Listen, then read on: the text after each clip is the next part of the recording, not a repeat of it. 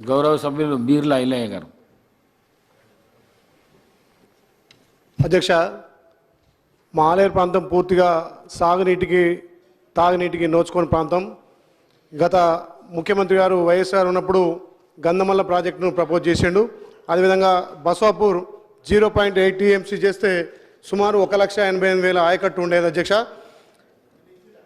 ఈ ప్రాజెక్టులను పూర్తిగా ఈ 9 సంవత్సరాలు నిర్వీర్యం చేసి 2017లో స్వయంగా రాష్ట్ర మాజీ ముఖ్యమంత్రి వర్యులు కేసీఆర్ గారు వచ్చి 9.8 టీఎంసీ ఆమోదించి 7,19,000 కోట్లు కేటాయించినప్పటికీ ఒక్క రూపాయి కూడా దాన్ని నిధులు ఇవ్వకుండా పూర్తిగా గంధమ్మలను నిర్వీర్యం చేసి వాళ్ళ స్వలాభం కోసం బస్వాపూర్ రిజర్వాయర్ను పెంచుకొని 2017లో ఆలేరును భువనగిరి పూర్తిగా నిర్వీర్యం చేసి సూర్యాపేటకు నిలిపోవడం కోసం గతంలో 0.8 టీఎంసీ ఉన్న దాన్ని 11.39 టీఎంసీగా కేటాయించి ఏమాత్రం ఆయకట్టు లేకుండా దీన్ని వాళ్ళ స్వలాభం కోసమే పెంచి సూర్యాపేటకు నీళ్లు పోవడం కోసం ఈ ప్రాజెక్టును చేశారు. అధ్యక్ష, ఈ ప్రాజెక్టు కట్టడం వల్ల బస్వాపూర్, తిమ్మాపూర్, రుస్తాపూర్, వడపర్తి, లప్పనాయకతండ, చోక్లాతండ పూర్తిగా ముంపు గ్రామాలై ఆ గ్రామాల అక్కడి నుంచి వెళ్ళిపోవాల్సిన పరిస్థితి వచ్చింది. అధ్యక్ష, దానికి ఇప్పటికే 1,250 కోట్లు ఖర్చు పెట్టిరు, ఇంకా 450 కోట్లు కావాలి.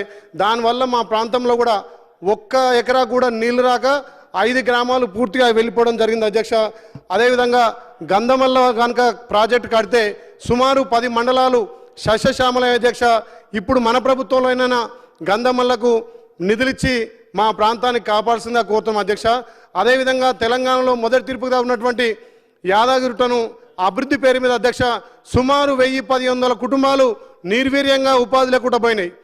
భూములు కోల్పోయారు. అధ్యక్ష, షాపులు కోల్పోయారు, ఇండ్లు కోల్పోయారు, వాళ్ళకి ఎలాంటి ఉపాధి లేదు.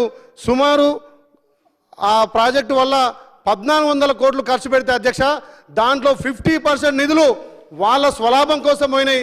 దయచేసి దాని మీద మన గౌరవ ముఖ్యమంత్రి గారు జ్యుడిషియల్ ఎంక్వైరీ చేయాల్సిందిగా. ఆ నిధులు ఎక్కడ మళ్లించారు, ఆ నిధులు టెండర్ లేక కాంట్రాక్ట్లకు అప్పయ్యారు కాబట్టి దాని మీద జ్యుడిషియల్ వేయాలి.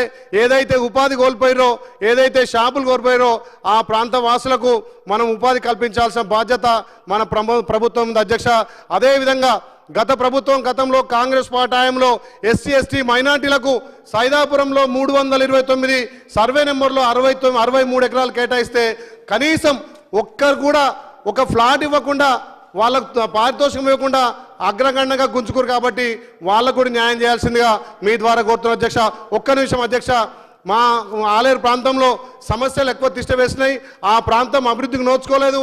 ఏమనంటే యాదాద్రి పేరు మీద వాళ్ళ కుటుంబమే బతికింది తప్ప మా ప్రాంతంలో ఎవరికి కూడా ఉపాధి కాలేదు.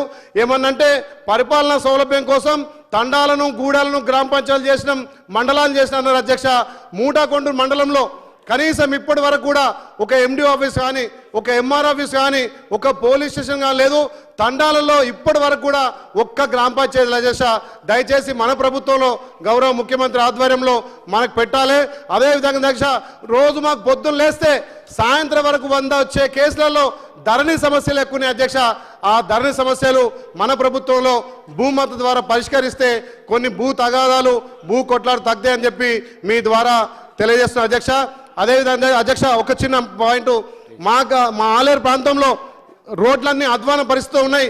ఈ 9.5 సంవత్సరాల్లో ఇక్కడ ఉన్నటువంటి ప్రతిపక్ష పార్టీలు ఏ ఒక్క నిధులు కేటాయించకుండా ఏది కేటాయించినా వాళ్ళ సొంత వాళ్ళకే టెండర్లు ఇచ్చి ఇలా ఆలేరు ప్రాంతాన్ని ఎడారి చేశారు. కాబట్టి మన ప్రభుత్వం ఖచ్చితంగా ఆలేరుకు నిధులు కేటాయిస్తారని చెప్పి ఆశాభావంతో వ్యక్తం చేస్తూ సెలవు తీసుకున్న. అధ్యక్ష, థ్యాంక్ యూ.